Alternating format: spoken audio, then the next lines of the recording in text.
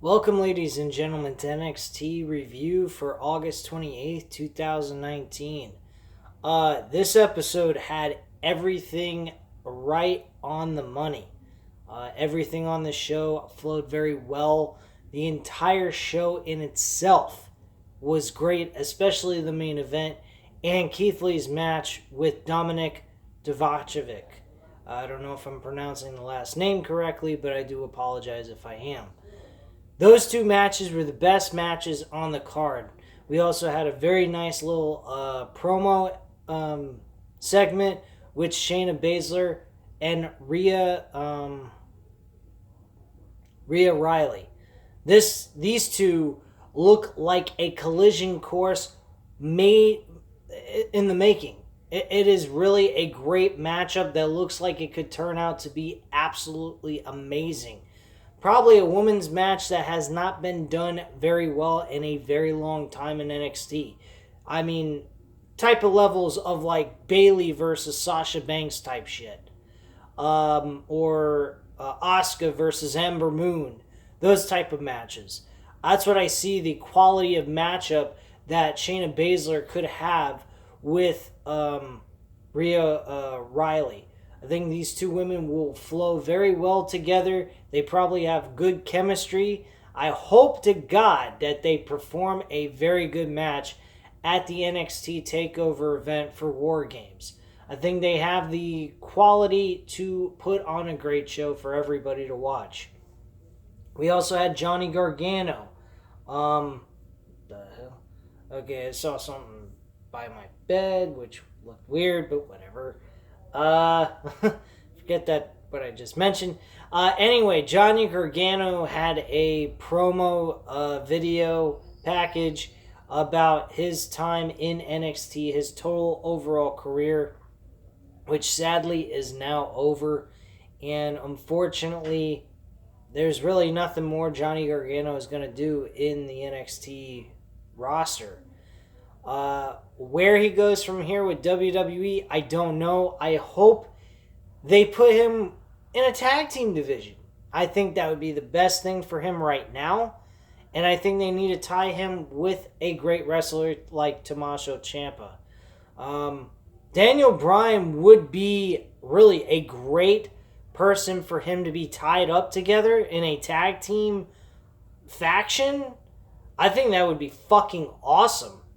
That would mean Johnny Gargano would have to become a heel, which I think would be great for him as well because he has not really yet played a full-on heel. The only time he really played the heel role was against Aleister Black, and that was for a short period of time because he was going apeshit crazy over trying to get to Tommaso Ciampa. So him being tagged with Daniel Bryan as a full-on heel would be pretty interesting to see him do. Not to mention, I think they would bring in a lot more legitimacy to the freaking tag team division and have them win the Raw tag team titles to bring that title up and be a prestigious belt. Because I think the SmackDown tag team titles have more prestige to them than the Raw tag team titles, which is pretty fucking sad in itself because they're both tag team titles. But whatever. The case is what it is. At this point in time, having Seth Rollins and Braun Strowman as the Raw Tag Team Champions is kind of fucking retarded in itself. And then on top of it, we got Dolph Ziggler and Bobby Roode, now Robert Roode, competing together as a tag team, which I have no idea how that came about. That made no sense when I heard the news about the match lineup for this fucking pay-per-view coming up, because I don't even watch the show live anymore, nor do I care. I may actually provide you guys reviews on each and every episode of Raw, SmackDown, NXT, and AEW just for kicks and give you guys my full-on comparison of all four shows, not in one video. I will do one video for each and every episode. They won't be done exactly on the actual night of the show, but outside of AEW, AEW is the only show I'm going to watch live. The rest of it, I'm going to watch in my own free time. So, I'll give you guys an overall schedule if I decide to go forth with this, and I'll inform you whether or not I'm going to before October 2nd. If I do this, I'm going to have Raw on Tuesday night because they'll have the videos up and available online to watch and stream without the commercials. I will watch SmackDown on Tuesday nights, possibly. Yeah, I will watch SmackDown on not Tuesday nights, Wednesday nights, unless until 8. Wait, no wait. Excuse me. Let me repeat this. I'm gonna watch SmackDown on Thursday nights, Raw on Tuesday nights, and I'm gonna watch AEW live on Wednesday nights, and I'll watch NXT on Friday nights. And that's generally how I'm going to do it. So that's pretty much the overall gist.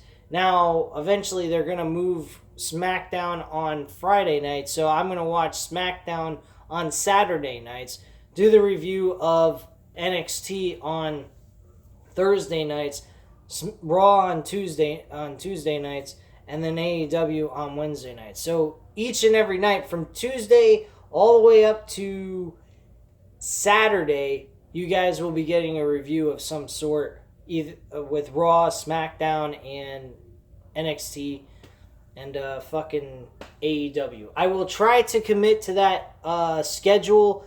I don't know if there's any guarantee that will happen, but I'm going to try it out just to see how things go. If you guys are really interested, I'm getting a lot of views on these videos as I do it.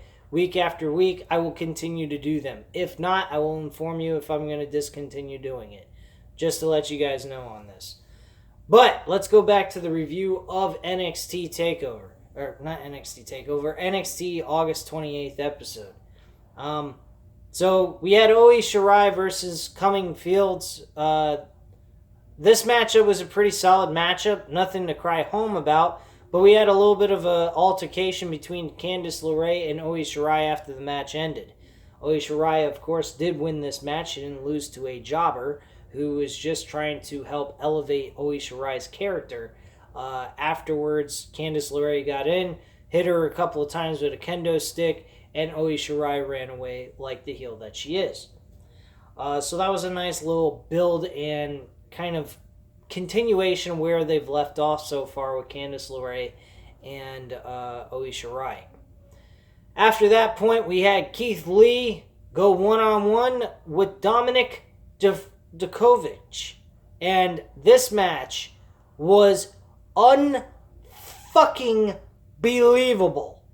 Probably the best match Keith Lee has ever had. Dijakovic, he had a good match with Keith Lee, but he's had other good matches as well. This match, though, these two guys elevated each other to the max. And their chemistry in the ring together is outstanding. I was very impressed with this matchup. Definitely a 4.5 out of 5 stars all around. Both men did a great job in this match. And Keith Lee looked great. This match belonged on an NXT TakeOver card. Bottom line. As I mentioned, Shayna Baszler, she had a confrontation with Rhea Ripley, which was a very nice little deal. Rhea Ripley said, "You may have beaten everybody in NXT's women's division, but you haven't beat me, bitch." And I liked the way her tone was. I liked how how her delivery was very smooth, straightforward, no mistakes, straight up in your face, pure intensity. And she looked like a woman possessed. I mean, honestly, she looked like she was prepared for war. I loved the look in her eye. I liked her attitude. I really enjoyed what she was delivering and what was coming off of her. She really was giving a pure, intimidating factor that made Shayna Baszler kind of back up and feel like she has a little bit to be concerned about. With Mia Yim, it wasn't exactly that same kind of feeling. She was a little bit more up in Mia Yim's face. With Rhea Ripley is kind of like an upper level, what can I say? enforcer or intimidation factor than Mia Yim was. Mia Yim, yeah, she was tough, but she didn't have that intimidation factor that Rhea Ripley provides to this whole segment that we saw last night. And I think Rhea Ripley provided that very well to make it look like as if she is definitely worthy enough to take the title off of Shayna Baszler. So at the end of the day, guys, I think that she would be the perfect fit to do that. Now, let's see how things play out. That might change my opinion as things go on. Based on Rhea Ripley's in-ring performances, she might have a match or two here before she goes into NXT TakeOver War Games. And I hope that we get to see her wrestle once or twice before she performs with Shayna Baszler, just to get a feel of how she is in the ring. Because I've only seen her wrestle once, and that was at the NXT UK TakeOver event for the Women's Championship, which Toni Storm is now carrying around. So I didn't really get a whole lot of time to see her wrestle. I haven't seen her matches on UK because I don't watch the NXT UK events. So that's not something I follow. So this is going to be something totally new to me, and it's going to be totally fresh for me to look over and examine, basically, to see how I feel about her trying to take the title off of Shayna Baszler, and if she's a noteworthy opponent to do that. So I hope they provide a very good feeling that she is worthy enough to take that title off of her, because they need somebody to take Shayna Baszler's place, because we all know Shayna Baszler is eventually going to move into the main roster of WWE, unfortunately. But we need somebody that will fill her spot very well, and Rhea Ripley so far is doing a very good job. That's how I feel on that. Now, the NXT Tag Team Championship match with Montez Ford and Angelo Dawkins against Undisputed Era with Kyle O'Reilly and Doug Fish, or Bobby Fish, I think. Yeah, Bobby Fish. I keep calling him Doug Fish. Bobby Fish. This matchup was a solid matchup as well. This wasn't as good as the Keith Lee, Dominik Dijakovic match, but this match was pretty damn close. I give it a 4 out of 5 stars, but still a very solid, good, entertaining main event matchup, and history was made. I think that this matchup should have happened. I think that this title change should have happened at the last TakeOver event that we saw during the SummerSlam weekend. I don't think this should have happened during during this show. I think the titles should have been taken off of the Street Profits a while ago during the SummerSlam weekend. But regardless of all that, we got a very good, entertaining matchup to main event the NXT episode that we saw yesterday, and they did a great job with it. Kudos to Street Profits, even though they lost, and I gotta say, they are highly entertaining. I love what they do on Raw, and I think they don't show up on SmackDown, but on the Raw episodes I've watched so far on the network that are available, that are a month behind, they're funny as hell. Not also are they great in the ring, but they're very humorous, and they don't seem like they're part of the Vince McMahon Goon Squad with the stupid scripts that are given to them. They're just legitimate, funny, humorous guys that just know how to make people laugh. But at the same time, they're very good wrestlers. At least as a tag team, I would never dare split these two guys up. They remind me a lot of the New Day, except for a little bit of a more realistic side to them. They kind of remind me of the New Age Outlaws, but more of a gangster style type look, more like Crime Time, but in the same element of like what the Outlaws were like, with their very great delivery of mic skills and so forth. They actually know how to talk. They deliver their speeches very well. They're very funny. They're full of intensity. I love Montez Ford when he tenses up and he's like, yay, all crazy and shit. I think he's absolutely entertaining to watch. I think out of the bunch between Dawkins and Ford, I think Ford is the funniest one of the bunch. Dawkins is more like the hip-hop type of feel you get from their promos, while Ford is more like a very comedic, over-the-top, insane person. And I think they flow very well together. They have everything going for them. And I get entertained every time I watch them. As goofy as they come across on the screen, they are very good at what they do. And I just think that they are absolutely great for what they provide as entertainment and wrestling ability all around. I think that's another thing. I think maybe R-Truth would be great with the Street Profits. I mean, you got the New Day. Why not put R-Truth on a very comedic faction that actually can wrestle and are taken seriously? I think that would be great for R-Truth. I think that would provide him a very solid threshold in some capacity of the WWE main roster and make him more important than chasing after some dumb 24/7 championship. Now, don't get me wrong.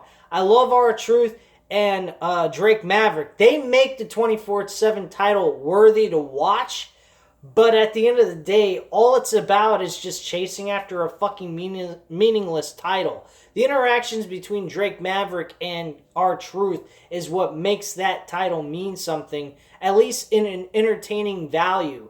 They are very funny together, but other than that, that title is worthless to anyone that carries it. So that's just my overall, spiel on other things that go on in WWE right now. And this is my overall review. I hope you guys enjoyed it. Hit the like button if you liked it. Hit the subscribe button if you're not already subscribed to the channel, and leave a comment down below, and I'll definitely get back to you on that. And I thank you very much for watching, and have a great night, guys. Bye.